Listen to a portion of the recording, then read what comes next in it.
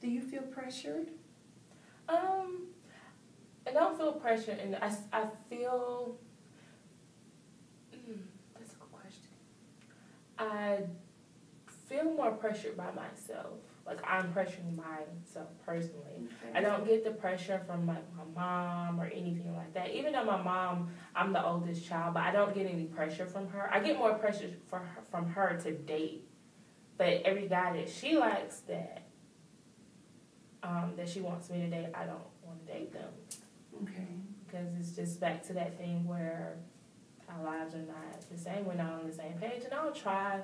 Like, I tried one of the guys that we grew up together, and his mom works with my mom, and we've known each other for a long time, but we really, really like each other, but every time that it comes back to getting that relationship started, it's just like, we're not on the same page. I need you to get on my page, and he thinks it's like coming from a selfish point, but I'm not being selfish. It's just that you can't make a relationship work if y'all on two separate pages. Like, you have your wants and needs, I have my wants and needs. And there's some areas where I feel like I can compromise, we can work together, but there's other things that are going to stand solid and firm, and if you don't agree with it, oh well, this won't work. Okay. So I want to make sure I understand that your mom, you've had people that you have met, and your mom liked them, but you are seeing some places where you guys are not on the same page. Right. Now, can you tell me a little bit more about when you say on the same page? Back to the structure where he thinks sex is needed and I don't think sex is needed.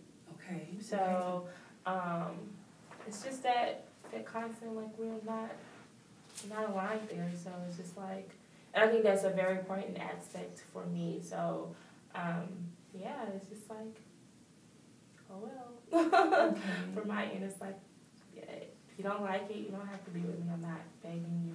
But he feels like that, for me to say that to him is pressuring him into a relationship. And I don't think it's pressuring you.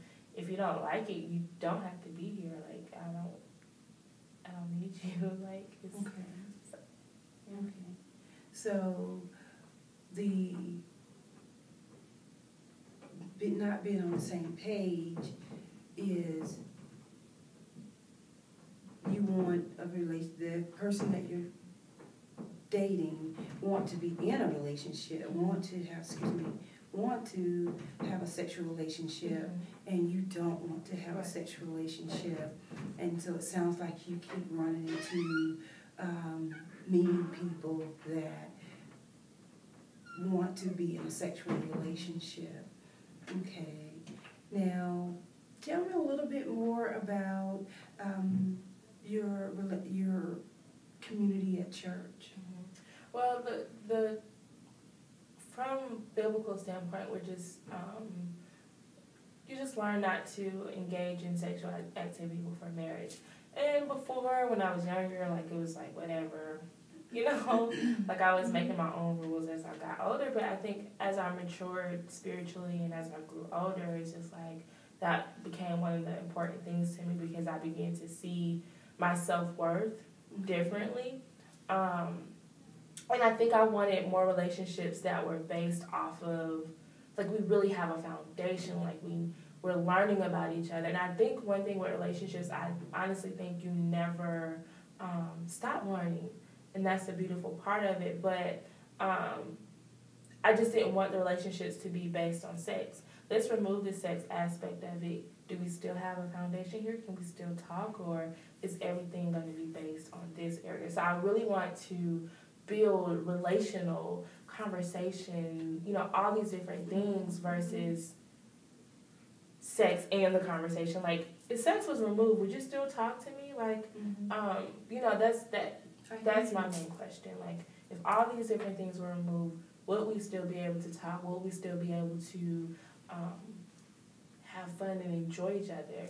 And I think every time that I've had relationships that were sexually, that we were intimate sexually, we're not together anymore. Like, I'm single now. So I want to try something different. Maybe this building a relationship on a little bit more foundation of knowing each other and having fun without that aspect, the pleasure aspect. Let me please your mind in the sense where we can have intellectual conversations and so forth. So I think that's where I'm at now as far as maturing goes. But I think that was the back to your question, that was just the solid thing of my religion is not having sex before marriage, and that's why I think I hold it so high now, because I'm beginning to understand my religion, because it's, for so long, you know, your parents teach you one way and you're like, okay, but when you start learning yourself, it becomes a little bit more like, oh, this is what I believe. It starts to become your own.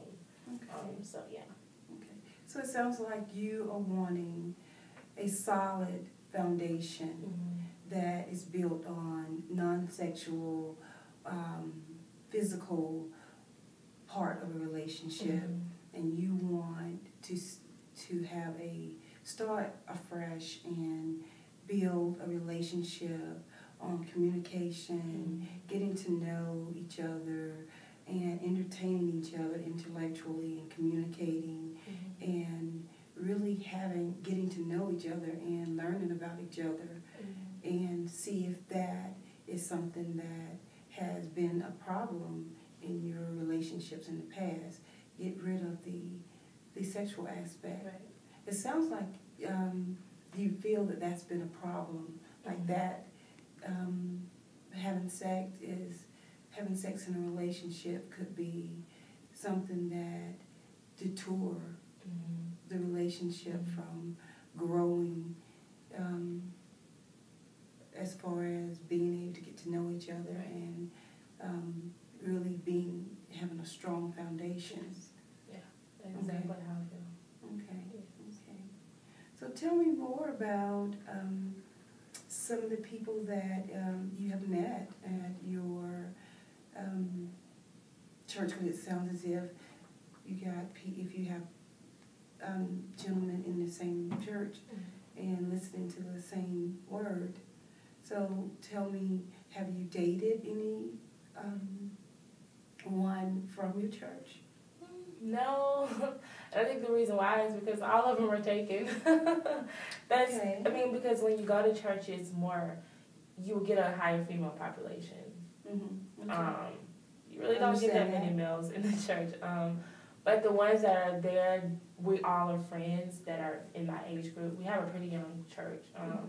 So pretty much everybody. I mean, we have a range of people, but most of them are like 20s, 30s, somewhere in there. So, yeah, it's just, they're all taken.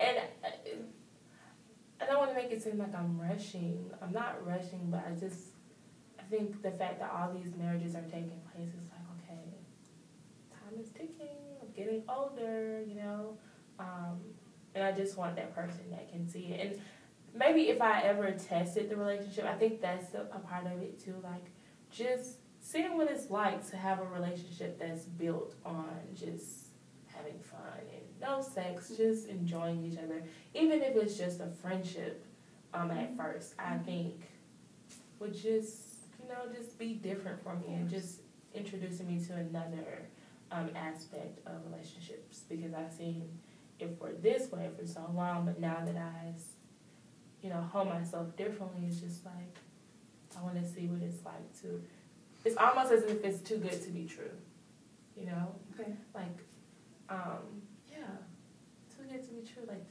does men like that really exist? That's the question. Like, does all men just want to have sex? Like, is it all or just some? So, I'm just looking for my Prince Charming.